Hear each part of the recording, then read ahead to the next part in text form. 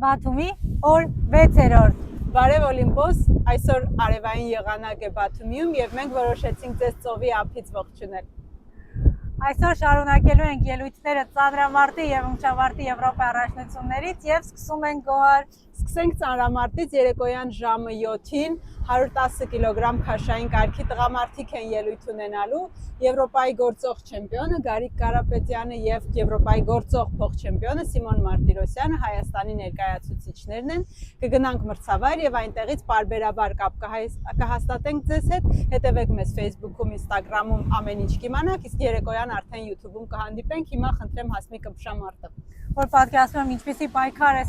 սպասում, շատ անհամբեր են, բայց այո, անդրադառնանք ազատ ոճի իմբիշներին։ Այսօր պայքարի մեջ են մտնելու Արսեն Հարությունյանը, Նարեկ Հարությունյանը եւ Մուշաղ Մկրտչյանը, ինչպես նաեւ ունենք մեդալների համար պայքար։